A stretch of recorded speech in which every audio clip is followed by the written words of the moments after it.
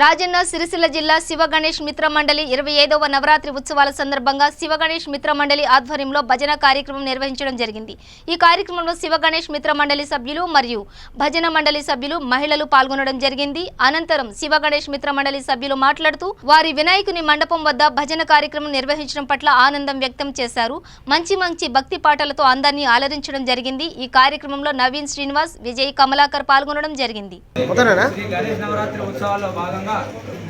ఈరోజు వేములవాడలోని చెక్కపల్లి రోడ్లో గల శ్రీ శివగణేష్ మిత్ర మండలి వారు మంటప హనుమాన్ భజన మండలి సభ్యులందరినీ ఈరోజు ఇక్కడికి భజనకు ఆహ్వానించడం మా అందరికీ సంతోషదాయకం।